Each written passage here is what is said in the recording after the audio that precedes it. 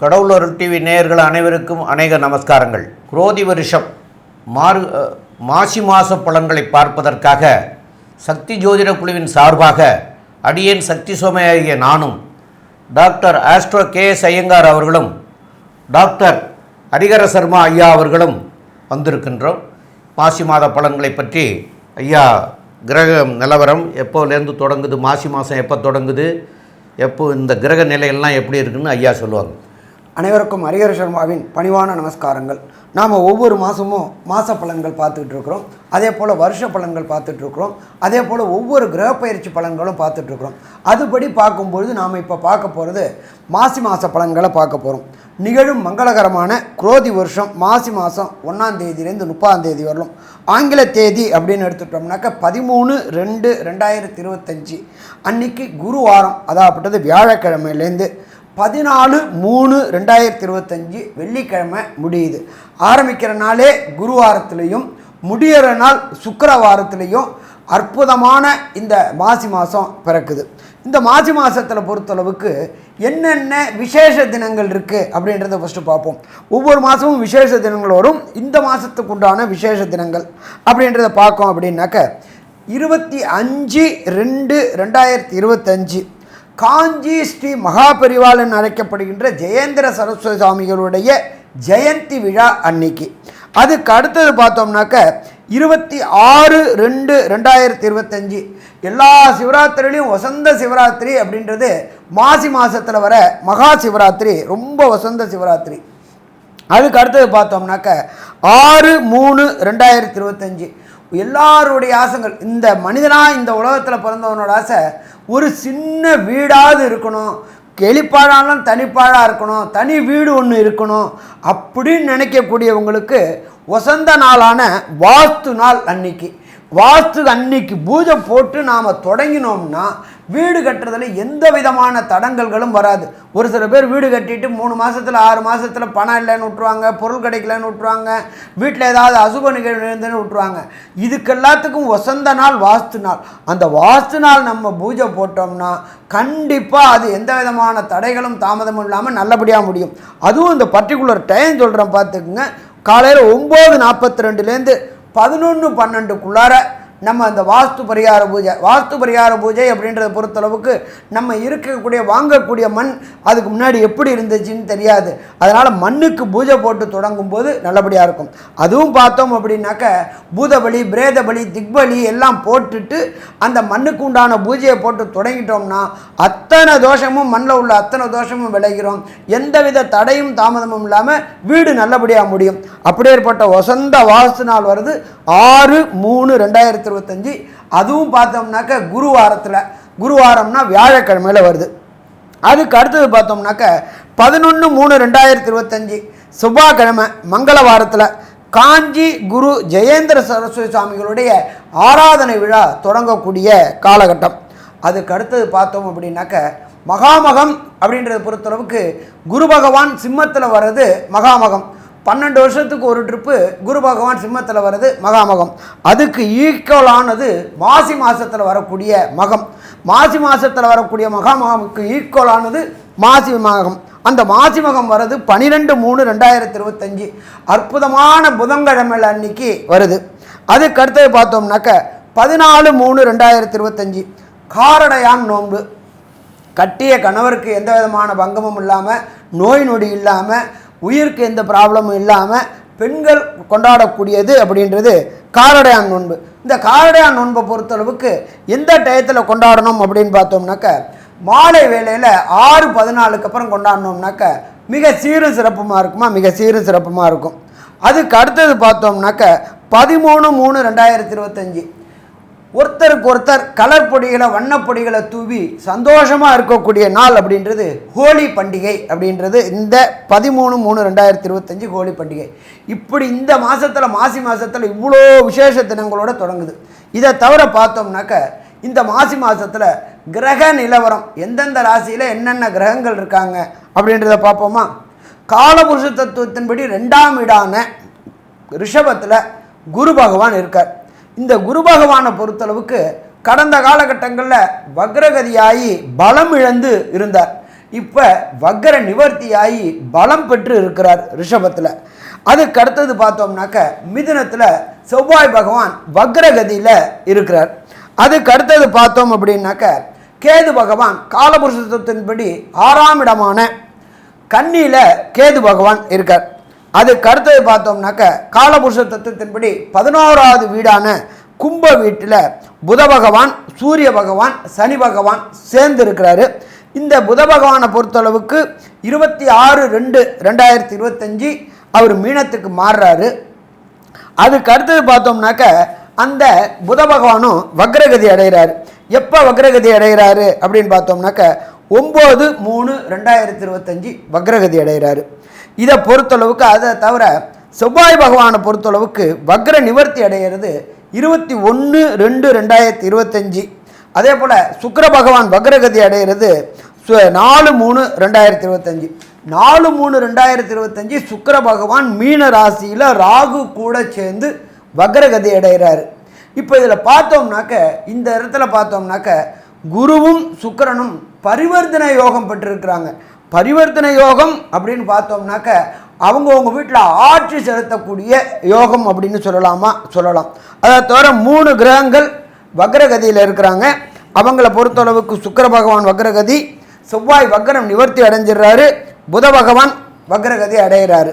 அப்போ இதே மாதிரி உள்ள இனிமையான சூழ்நிலையில் இந்த மாசி மாதம் பிறக்குது. இப்போ இந்த மாசி மாதத்தில் பொறுத்தளவுக்கு ஒவ்வொரு மாதத்துக்கும் ஒவ்வொரு ராசிக்கும் என்னென்ன நற்பலன்கள் என்னென்ன கெடுபலன்கள் உள்ளது அப்படின்றத நாங்கள் 3 பேர் இப்போ டிஸ்கஸ் பண்ண போகிறோம். அந்த டிஸ்கஸை உங்களுக்கு தரோம். நல்லது, நமஸ்காரம். விருச்சிக ராசி நேயர்கள், அதாவது விசாக நட்சத்திரம் 4ஆம் பாதம்,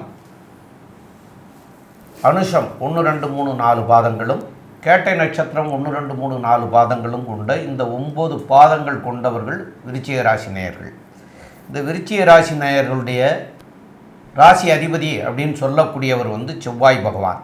அந்த செவ்வாய் பகவான் 8ஆம் இடத்துல சஞ்சரிச்சிட்டு இருந்தார். அது போக 8ஆம் இடத்துலரே வக்ர நிலையிலையும் இருந்தார். அந்த வக்ரம் இப்போ நிவர்த்தியாக போகிறார். அந்த வக்ர நிவர்த்தி ஆகக்கூடிய தேதி மாசி மாதம் 9ஆம் தேதிக்கு ஆங்கில தேதி 21/2/2025 அன்னைக்கு வக்ர நிவர்த்தி ஆக போகிறார். உங்களுக்கு இந்த ராசிநாதன் வக்ர நிவர்த்தி ஆனாலும் அவர் புனர்பூச நட்சத்திரத்தில் அவர் சஞ்சாரம் பண்ணிகிட்ருக்கார். அப்போ குருவோட நட்சத்திரம், அந்த குருவோட நட்சத்திரத்தில் அவர் சஞ்சாரம் பண்ணிகிட்ருக்கார். அதனால் உங்களுக்கு அவர் குரு 2க்கும் 5க்கும் உடையவர். அவருடைய சாரத்தை வாங்கி பண்ணுறதுனால அபரிமிதமான யோகங்களை தரக்கூடிய வாய்ப்புகள் உண்டு. அப்போது அவர் வீடு மனை வாசல் இதெல்லாம் கிடைக்கக்கூடிய வாய்ப்புகள், திடீர்னு பணம் இது வீடு மனை அமையக்கூடிய காலங்களாக இருக்கக்கூடிய வாய்ப்புகளும் உண்டு. 2வது, உங்களுடைய ராசிக்கு 7ஆம் இடத்து அதிபதியாகிய சுக்கிர பகவான் 5ஆம் இடத்துலரையும் 5ஆம் இடத்து அதிபதியாகிய குரு பகவான் 7ஆம் இடத்துலரையும் பரிவர்த்தனை யோகம் பெற்று போய் இருக்கிறாங்க. அதனால திருமணம் ஆகாமல் இருக்கக்கூடியவர்களுக்கு திருமண வாய்ப்பை ஏற்படுத்தி கொடுக்கக்கூடிய வாய்ப்புகளும், குழந்தை பிராப்தி இல்லாதவர்களுக்கு குழந்தை பிராப்தியை கொடுக்கறதுக்கு உண்டான வாய்ப்புகளையும் கொடுக்கக்கூடிய சூழ்நிலைகள் இந்த மாதத்தில் இருக்கிறது. மேலும் உள்ள விவரங்களை பற்றி நம்முடைய ஐயா டாக்டர் ஆஸ்ட்ரோ KS ஐயங்கார் அவங்க சொல்லுவாங்க. ஐயா, அற்புதமாக சொன்னீங்க. ராசிநாதன் 8ஆம் இடத்துல மறைஞ்சு போயிருக்காரு. இது எப்படி இருக்கும்? மனசுக்குள் சில கிளேசங்கள் இருக்கும். இருந்தாலும் எல்லா விஷயத்திலும் வெற்றி நிச்சயமாக உண்டு. ராசிக்கு சமசப்தமத்தில் இருக்கக்கூடிய குரு உங்களுடைய ராசியை பார்க்கறது பெரிய விசேஷம். இப்போ வக்ர நிவர்த்தியும் ஆகிடுறது. தை 29 தேதிக்கு மேலே மாசி மாதத்துலலாம் அவர் குரு பகவான் வக்ர நிவர்த்தி ஆயிடுறார்.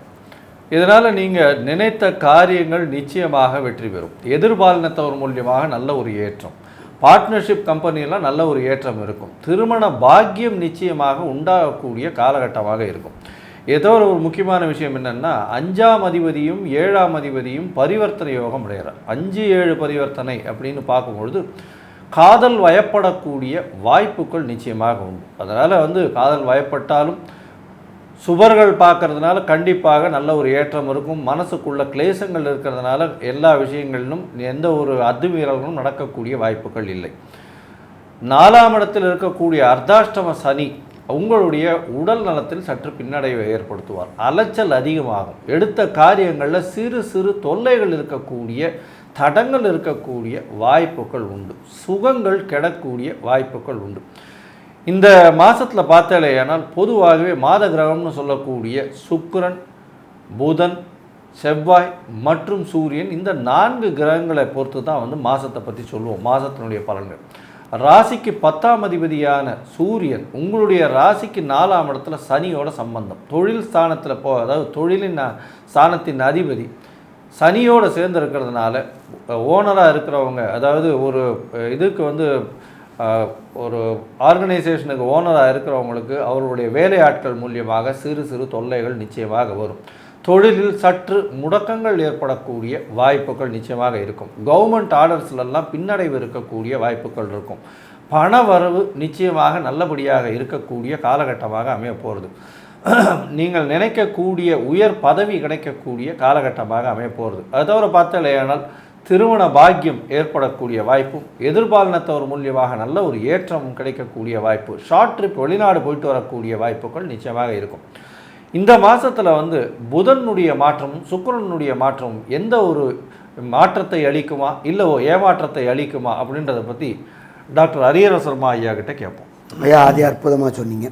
ராசிநாதனான ராசிக்கு 8க்கும் 11க்கும் உடைய புத பகவான் நீச பங்கம் அடைகிறார்.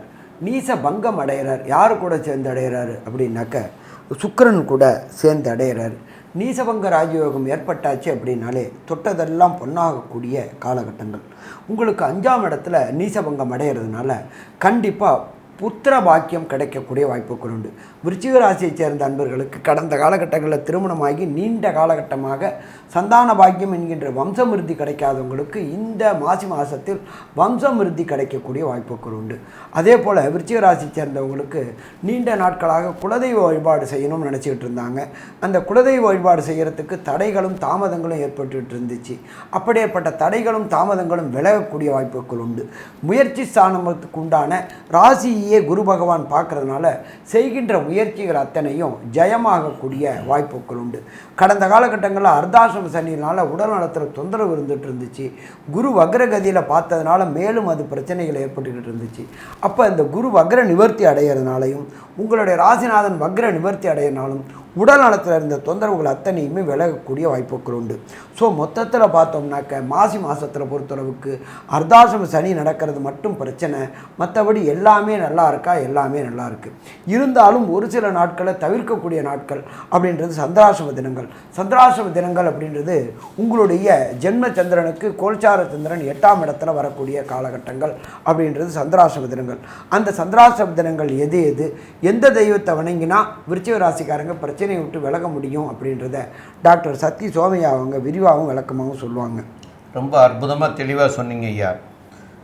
இப்போது சந்திராஷ்டமம் அப்படின்னு சொன்னால் சந்திரன் அப்படிங்கிறவர் மனோகாரகன், அப்போ மனசுக்கு அதிபதி.